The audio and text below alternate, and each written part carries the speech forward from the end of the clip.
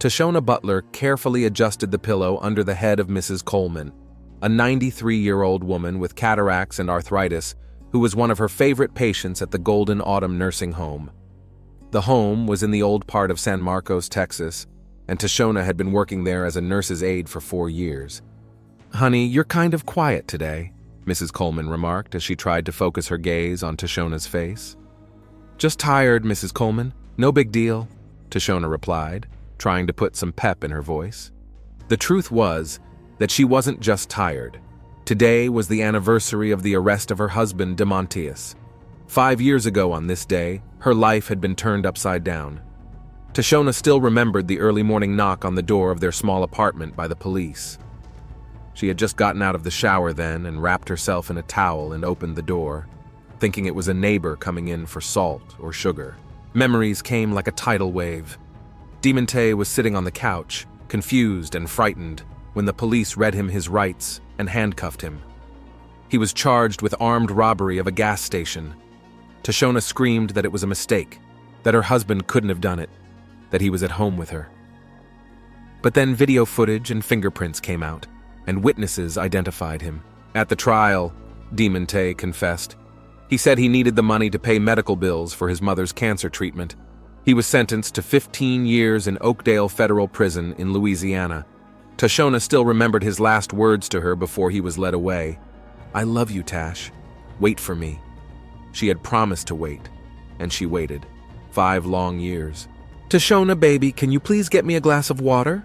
Mrs. Coleman's voice brought her back from the world of memories to reality. "Sure thing, Mrs. Coleman." Tashona quickly wiped away an unsolicited tear and went to get the water. In the staff lounge, Tashona sat down on a worn couch and pulled a picture of DeMontius from the pocket of her uniform robe. His wide smile and bright eyes always lifted her spirits. She missed him so much. Visits to the prison were rare, only a few times a year. Oakdale Federal Prison was a 9-hour drive from San Marcos. Tashona didn't have her own car, and bus rides were expensive and tedious. She set aside money from each paycheck, but it was barely enough to pay for the small apartment, food, and necessary expenses. And then there was DeMontius's mother. After his arrest, Tashona had picked up some of her medical expenses, though she had passed away 2 years after the start of her son's sentence. Tashona sighed, tucking the photograph back into her pocket. It was time to get back to work. Her shift would end at 16 o'clock, and then another visit to a new patient awaited her. Emma, the head nurse, approached her as she was filling out Mrs. Johnson's chart. "Tash, I have a favor to ask of you. We need to send someone to see a new client, Mr. Harris. He's in the home care program, recently had hip surgery, lives in a new neighborhood, Riverside Estates.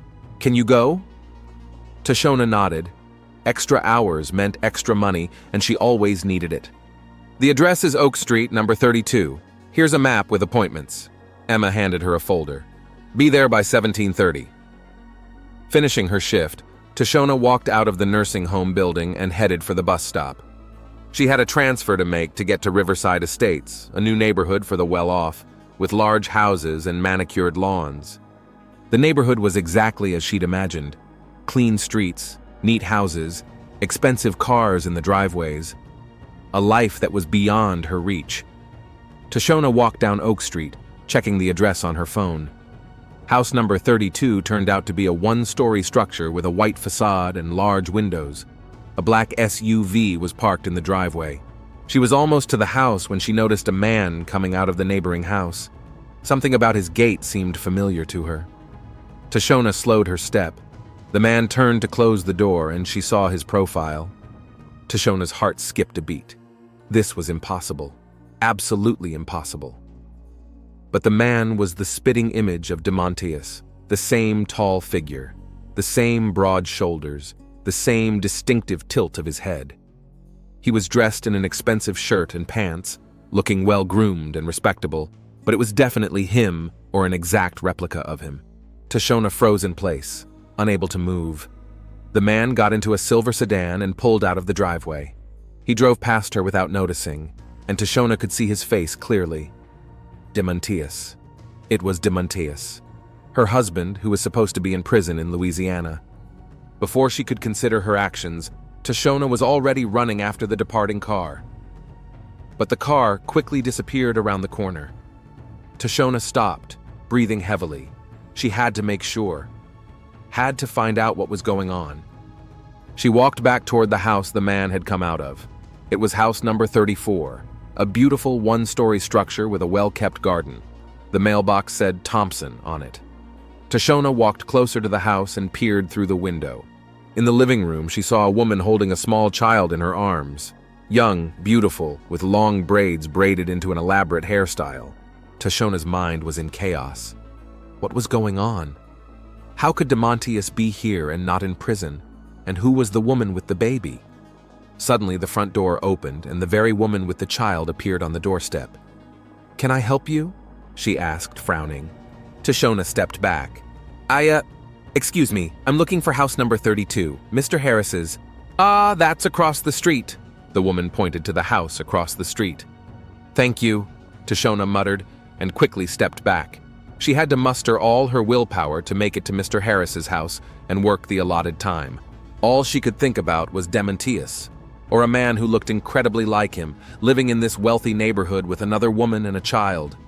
Finished with Mr. Harris, Tashona immediately hurried home.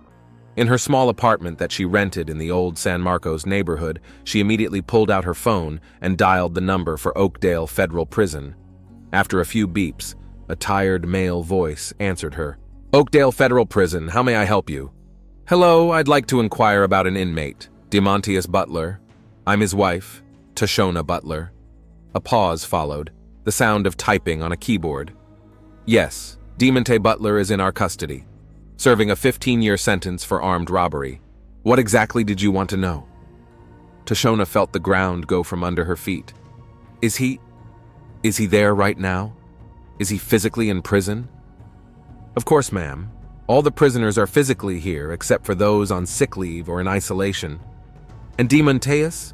He's not in the hospital? Not transferred to another prison?" "No, ma'am. According to our records, inmate Butler is in cell block C. If you'd like to visit him, you'll need to make an appointment." Tashona thanked the clerk and hung up.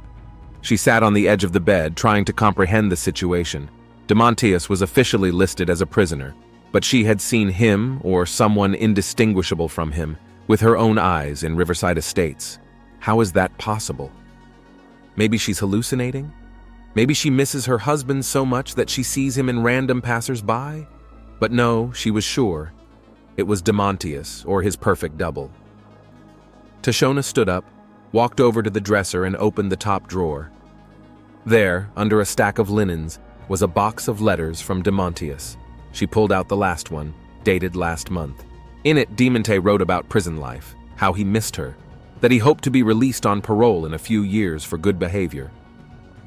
She reread the letter several times, studying every word, every letter. Then she pulled out the picture Demontius had sent her last year. He was in his prison uniform, a little thinner, with a short haircut, but the same wide smile. It was the same man she'd seen today, or a perfect replica of him.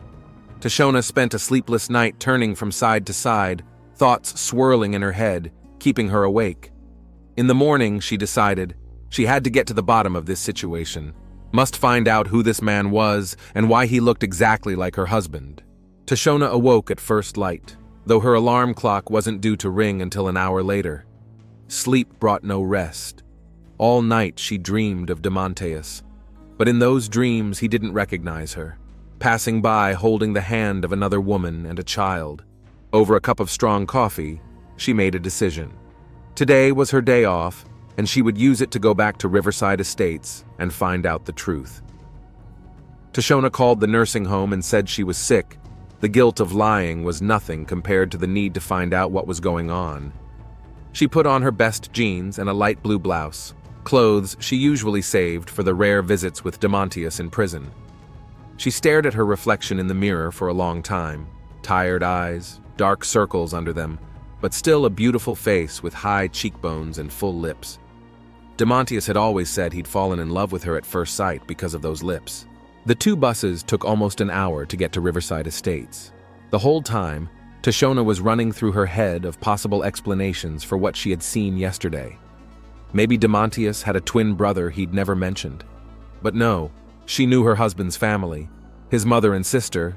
He had no other close relatives. Maybe it's just an uncanny resemblance. But then why was this man living in her town? As if he'd shown up here on purpose while Demontius was serving time. Getting off at the right stop, Tashona headed toward house number 34 on Oak Street.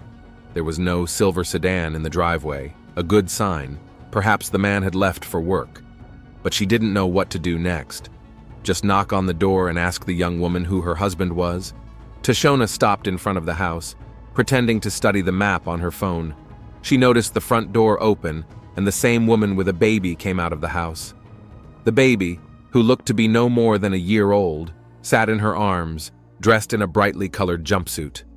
The woman locked the door, walked down the steps, and headed down the sidewalk toward the park visible at the end of the street. This was a chance. Tashona decided to follow at a distance, hoping to hear something useful or wait for the man to return.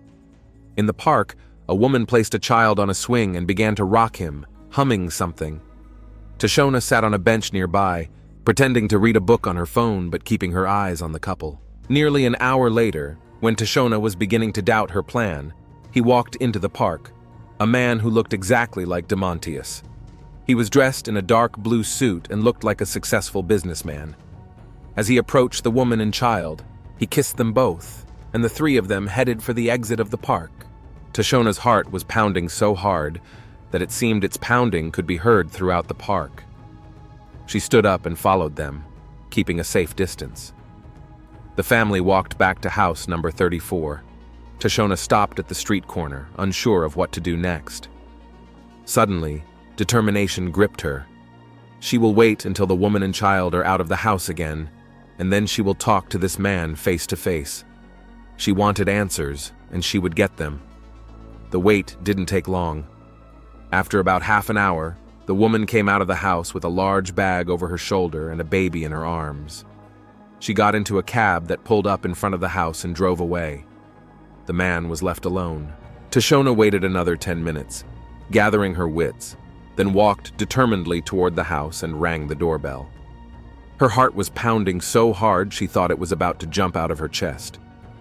The door opened, and there he stood before her, looking like Demontius, only better dressed than her husband could ever afford, and with a short haircut instead of the dreadlocks Demontius had worn before his arrest. The man stared at her with an expression of shock on his face. He clearly recognized her. "Tashona?" he said, and even his voice was exactly like Demontius's, deep, with a slight hoarseness. "Who are you?" she asked bluntly, crossing her arms over her chest. "Because you're definitely not my husband. Demonte Butler is sitting in Oakdale Federal Prison, and I confirmed that personally yesterday." The man looked around as if checking to see if anyone could hear them, then grabbed Tashona's arm and pulled her into the house, slamming the door behind her. "What the hell are you doing here?" he hissed, fear red in his eyes. "I asked the question first." Tashona pulled her hand out of his grip. "Who are you, and why do you look exactly like my husband?" The man ran his hand over his face, clearly nervous. Shit. This wasn't supposed to happen. You weren't supposed to see me. Answer me," Tashona demanded, and there was such steel in her voice that the man took a step back. All right. He held up his hands in a conciliatory gesture. "I'm Ezekiel Jackson. People call me Zeke. I'm Demontius' cousin." Tashona frowned. Demontius never mentioned a cousin. "Not surprising," Zeke grinned. "We didn't really get along as kids. I moved with my parents to Atlanta when I was 10. Demontius and I hadn't seen each other in years until that robbery incident." "What incident?" Tashona tensed. Zeke hesitated, but then sighed. "Look, let's sit down. It's a long story." They walked to the living room. A lavishly furnished room with a large leather couch and panoramic windows. Tashona remained standing, unwilling to give even the appearance of friendly conversation. "I moved back to San Marcos 6 years ago," Zeke began. "I had trouble in Atlanta, trouble with the law. I needed to disappear, make a fresh start. Demonte helped me." "Demontius helped you?" Tashona interjected incredulously. "Yes, he's always been soft-hearted, you know that. I stayed with you for a few days, remember? You were working the night shift then. Tashona vaguely remembered. Indeed, there had been some Demontius relative who had stayed with them briefly. She had hardly seen him because of her schedule. Demontius and I came up with a plan to rob a gas station. A simple plan. Go in, take the money, get out. No one had to get hurt. Tashona felt the ground go from under her feet. What? Demonte would never go on a robbery spree? Zeke finished for her. That's right. That's why he didn't go. I did. Wearing the mask. But something went wrong. A guard spotted me. A fight broke out. Zeke was quiet. Anyway, I panicked and ran away. And the next day the cops came to you because my face was on the security cameras. The face they mistook for Demontius's face. Tashona felt the room begin to spin around her. She sank down onto the couch, unable to stand. Are you telling me that my husband is in prison for a crime you committed? Zeke nodded, avoiding her gaze. He took the blame. Said I already had a criminal record, and if I got caught again, I'd get life. And he had a clean record. He could have gotten off with a lesser sentence. 15 years! Tashona jumped to her feet. He got 15 years because of you. I know. Zeke held up his hands. I know, and I feel terrible about it. But I promised him I'd take care of you, his mother. Take care. Tashona laughed a bitter laugh. You disappeared. I haven't seen you in all these years. His mother died of cancer, and I'm barely making ends meet working 2 jobs. Zeke lowered his head. I know. I chickened out. Afraid the cops would find out the truth after all. Went to Houston, then Dallas. I didn't get back to San Marcos till a year ago. By then I'd met Shaniqua. We were having a baby. And you introduced yourself to her as Demontius, Tashona guessed. Yes, Zeke admitted. I used his name to get a job. With my past, they wouldn't have gotten me anywhere. But with Demontius's clean history, you're welcome. I work at a bank in the loan department. Good job, good pay. You stole not only my husband's freedom, but his identity as well. Tashona looked at Zeke with such contempt that he stepped back involuntarily. Look, Tashona, I understand you're angry. Angry? She almost shouted. I'm furious. You ruined our lives. And now you're living in this beautiful house with a new family under my husband's name while he rots in jail. Zeke's face suddenly changed. The expression of remorse was gone, replaced by a cold, calculating expression. What are you going to do, Tashona? He asked quietly. Go to the police, and what are you going to tell them? That your husband is innocent because his cousin, who looks just like him, did it? Do you have proof? Number. There is only my word against his confession in court. Tashona froze, realizing the rightness of his words. She really didn't have any proof. But I can tell your wife, she said. Tell her you're not who you say you are. Zeke's face contorted into a grimace of anger. He took a step toward Tashona, and she instinctively backed away. Don't you dare even come near Shaniqua, he hissed. If you ruin my life, I will ruin yours. Do you think Demontius has a good life in prison? I can make it much worse for him. I have connections. Are you threatening me? I'm warning you. Zeke pulled his cell phone out of his pocket. Look. He showed her a picture Demonte in the prison cafeteria, sitting at a table with other inmates. Where did you get this? Tashona asked. I have a friend who works as a guard at Oakdale, Zeke replied. He's keeping an eye on Demontius, in a friendly way for now. But that could change. Tashona felt everything inside her grow cold with fear. You wouldn't dare. Don't test me, Zeke put the phone away. Just forget you ever saw me, Tashona. Go back to your life and I'll go back to mine. Everyone will be better off. Better? Tashona shook her head. My husband is in prison for a crime he didn't commit, and you're enjoying life under his name. How is that better? Demontius made his own choice, Zeke replied coldly. He chose to protect me. That was his decision. Because he thought you were his brother, Tashona exclaimed. He trusted you, and you... She didn't finish the sentence, too overwhelmed with anger and disgust. Zeke stared at her in silence, his face, so similar to Demontius's, but with a completely different expression, was impenetrable. Go away, he finally said, and don't come back, for Demontius's sake, for your own good. Tashona wanted to say something else, to express everything that had come to a boil, but realized the pointlessness of it. Zeke had no remorse. He was a sociopath who used his own brother and lived his life. She turned and walked out of the house, slamming the door so hard the panes shook. Outside, she inhaled deeply, trying to calm herself. Thoughts raced frantically through her head. What to do now? Zeke was right. She had no proof of his guilt. It's word against word. And if she went to the police, Demontius could get hurt.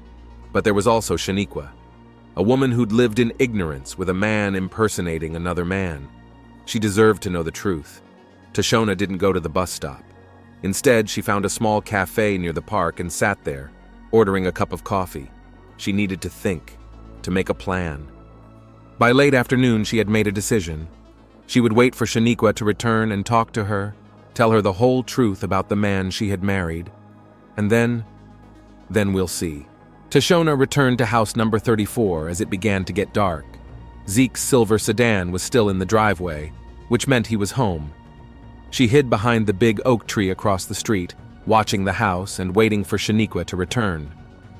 An hour passed, then a second. The street was deserted, lights on in the houses. There were lights on in Zeke's house, too, in the living room, and I think in one of the bedrooms. Finally, around 9 p.m., a cab pulled up in front of the house. Shaniqua got out of it with her baby in her arms, the baby sleeping with his head resting on her shoulder. She paid the driver and headed towards the house. Tashona waited until Shaniqua walked up the steps and opened the door. She saw the woman step inside, and at that moment, she decided to act. Now was the perfect moment to talk while the baby slept. But no sooner had Tashona crossed the street than a woman's piercing scream came from inside the house. The sound was so desperate and full of terror that Tashona froze in place. A moment later, the scream was repeated, even louder and more desperate. Something was wrong. Tashona rushed toward the house, forgetting caution. The front door was left open. Shaniqua must not have closed it in time. From deep inside, the house came sobs and intermittent screams. Tashona ran inside and, following the sound, found herself in the kitchen. There, she saw a horrifying scene. Shaniqua was standing against the wall, one hand holding the waking and crying child tightly, the other covering her mouth, from which she burst out in suppressed sobs. And on the floor in a pool of blood lay Zeke, with his lifeless eyes open and a gunshot wound in his chest. The red and blue lights of police cars flooded the quiet street of Riverside Estates. Neighbors in bathrobes and pajamas stood on their lawns, whispering and watching anxiously. House number 34 on Oak Street was cordoned off with yellow police tape. Uniformed officers and forensics officers in white jumpsuits scurrying around. Tashona sat in the back seat of the police car with her arms wrapped around herself. She wasn't handcuffed, yet, but the officer had asked her to stay put until the detective arrived. In a neighboring car sat Shaniqua, still in shock, with her baby in her arms. A social worker tried to talk her into giving the baby to a relative, but she refused, cradling him tightly in her arms. An unmarked black SUV pulled up to the curb, and a tall woman in an austere suit got out. She surveyed the scene, spoke briefly with the officers, then walked toward the car where Tashona sat. Detective Lakeisha Murdoch, homicide. She introduced herself as she opened the door and sat down next to Tashona. She had a stern face with high cheekbones and shrewd eyes that seemed to see right through a person. "And you are Tashona Butler, I presume?" Tashona nodded, trying to quiet the trembling in her hands. "I didn't kill him," she said quietly. "That's what we're trying to find out," Murdoch replied, pulling out a small notebook. "Tell me what happened, from the beginning." Tashona took a deep breath and began to recount how she saw a man who looked like her husband, how she found out it was Ezekiel Jackson, Demontius's cousin, how she learned of his deception and threats. The detective listened without interrupting, only occasionally making notes in her notebook. "So you're claiming that this man, Ezekiel Jackson, was impersonating your husband, who is now serving time in federal prison?" Murdoch clarified when Tashona finished her story. "Yes, he confessed it to me this afternoon, and threatened me if I told his wife or went to the police." "And what did you do after that meeting?" "I left, but then I decided to go back and tell Shaniqua everything. I waited for her to come home. When she arrived and entered the house, I heard her scream and ran inside. That's where I saw..." His body. Murdoch studied Tashona's face carefully, as if trying to determine if she was telling the truth. Do you have an alibi for the time between your leaving Jackson's house and your return tonight? Tashona shook her head. I was at a coffee shop near the park. Then I was just walking around the neighborhood thinking, I don't think anyone can confirm that. I see. Murdoch closed her notebook. Ms. Butler, I'm going to have to ask you to come with us to the station for further conversation. Is that okay with you? It wasn't a real question, and Tashona understood that. Of course, she replied quietly. At the police station, Tashona was led into a small interrogation room. Gray walls, a metal table, 2 chairs, and a large mirror behind which she knew were other officers. Detective Murdoch entered a few minutes later with a folder in her hands. She sat down across from Tashona and laid several photos on the table, Zeke lying in a pool of blood on the kitchen floor. Ezekiel Jackson was shot in the chest at close range. Preliminary time of death is between 17 and 1900 hours. The weapon, a .38 caliber pistol, not found at the scene. Tashona took her eyes off the photos. I didn't kill him, she repeated. You had a motive, Ms. Butler, a strong motive. This man, according to you, effectively stole your husband's life, used his name while he was in prison. Any woman in your position would have been furious. Yes, I was furious, Tashona agreed. But I'm not a murderer. I don't even own a gun. That's easy to verify, Murdoch said. We'll test for gunpowder residue on your hands. Do you agree? Sure. Murdoch summoned an officer who took Tashona to another room for the test. When they returned, Shaniqua was waiting in the interrogation room, pale, with eyes reddened with tears. The baby was not with her. Ms. Parker has agreed to speak to you in my presence, Murdoch explained to Tashona. I think you two have much to discuss. Shaniqua looked at Tashona with a mixture of fear and incomprehension. You said he's not Demontius? That his real name is Ezekiel? Tashona nodded. My husband, Demontius Butler, is incarcerated in Oakdale Federal Prison in Louisiana. The man who lived with you is his cousin Ezekiel Jackson. He used the name Demontius to start a new life. Shaniqua covered her face with her hands. I didn't know anything. He said his family died in a car accident, that he had no one. He was lying, Tashona said softly. I'm sorry. Detective Murdoch watched the conversation between the two women with professional interest. Ms. Parker, when did you meet the man you knew as Demontius? 2 years ago, in Dallas, Shaniqua replied, wiping away tears. I was working as a waitress in a restaurant. He was a customer, said he worked at a bank. We started dating, then got married. When I got pregnant, we moved here to San Marcos. Did he ever mention any problems? About people who might wish him harm? Shaniqua hesitated. He's been tense lately. Often talked on the phone in whispers when he thought I couldn't hear. Once I overheard part of a conversation. He was asking someone for an extension, saying he'd pay me back the money soon. Money? Murdoch pitched forward. Did he owe anyone? I don't know. Shaniqua shook her head. He never told me about financial problems. We always had plenty of money. Murdoch made a note in her notebook. Ms. Parker, are you familiar with the name Leroy Turner? Shaniqua frowned. No, I've never heard of it. Have you, Ms. Butler? Tashona shook her head as well. No. Murdoch nodded, as if she'd expected that answer. Thank you for your cooperation, ladies. Ms. Butler, you'll have to stay here a little longer. Ms. Parker, an officer will escort you out. Shaniqua stood up, but turned to Tashona before leaving. I'm sorry about your husband. I really didn't know. Tashona nodded. I believe you. After Shaniqua left, Tashona was left alone in the interrogation room. About an hour passed before the door opened again and Detective Murdoch walked in with another folder. Good news, Ms. Butler. The gunpowder residue test came back negative. Also, we got surveillance footage from the bank across the street from Jackson's house. At 17:35, the footage shows a gray sedan pull up to the house. A man we've identified as Leroy Turner, a known San Antonio lender of questionable reputation, gets out. He spends about 10 minutes in the house, then gets out and drives away. That matches the estimated time of the murder. Tashona felt a huge weight fall from her shoulders. So, I can go. Almost. Murdoch opened the folder. We ran a background check on Ezekiel Jackson.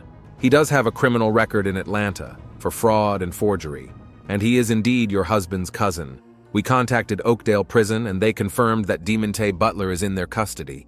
I've requested a picture of him. She placed the picture in front of Tashona, Demonte in a prison uniform with a license plate.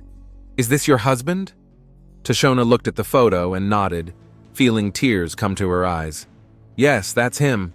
The resemblance to Jackson is really striking, Murdoch remarked. But there's something else that worries me. The story that Jackson told you about your husband taking the blame for his crime, we can't verify it. Demonte Butler confessed to the robbery. All the evidence pointed to him. But now you know Zeke was capable of the crime, Tashona objected. I know, Murdoch agreed. And I promise you that we will scrutinize this case thoroughly. If there is evidence of your husband's innocence, we will find it. Thank you, Tashona said quietly. In the meantime, the detective closed the folder. You're free to go, Ms. Butler, but don't leave town. You're still a witness in a murder case. Walking out of the police station, Tashona took a deep breath of the cool night air. It was well past midnight, but sleep would not come to her. She took a cab to her apartment, feeling drained and exhausted by the day's events. In the days that followed, Tashona was in constant contact with Detective Murdoch, catching up on news of the investigation. Leroy Turner was arrested in San Antonio and confessed to the murder of Ezekiel Jackson. According to him, Zeke owed him a large sum of money and had continually delayed payment. Turner came to collect the debt that day, an argument ensued, and he shot Zeke. Even more important to Tashona was the fact that the police actually began to review Demonte's case. Inconsistencies were found in witness statements, and most importantly, the fingerprints on the weapon used in the robbery did not completely match Demontius's. This revelation gave hope that his case might be reconsidered. A week after the murder, Tashona decided to take the step she had been putting off all these years, a trip to Oakdale Federal Prison. She couldn't wait any longer. She needed to see Demontius, to tell him everything that had happened. The 9-hour bus ride was exhausting, but Tashona barely noticed the fatigue. Her mind raced with thoughts of the upcoming meeting, what she would say to her husband, how he would react to the news of Zeke's death, and the possible review of his case. Oakdale Prison was a complex of gray concrete buildings surrounded by a high barbed wire fence. Tashona went through the check-in process, turned in her personal belongings, and was led to the visiting room, a large room with rows of tables where prisoners could meet with visitors under the supervision of guards. She was sitting there, nervously rubbing the sleeve of her blouse, when the door on the opposite side of the room opened, and Demontius walked in. He looked thinner than she remembered him, with a short haircut instead of the dreadlocks he'd worn before his arrest. But the smile, wide, genuine, was the same. Tash! He walked over to the table and hugged her as much as the rules allowed. It's so good to see you. Tashona hugged him back tightly, feeling a lump come up to her throat. Me too, Dee. I have so much to tell you. They sat down across from each other, and Demontius took her hands in his. What's wrong? You look worried. Tashona took a deep breath and began to tell about seeing Zeke, about his confession, about the threats, and finally about his death. Demontius listened with an expression of shock on his face. Zeke's dead? He interjected when she finished. And he's really been impersonating me all these years? Yes, Tashona nodded. But there's good news. The police are reviewing your case. Detective Murdoch found inconsistencies that may prove your innocence. Demontius shook his head, trying to comprehend everything he'd heard. I don't know what to say. I never thought Zeke would do something like this. I thought I was helping him. Did you really take the blame for his crime? Tashona asked quietly. Demontius nodded. Yes, he was desperate, said he was facing life in prison because of previous convictions. Promised to take care of you, your mom.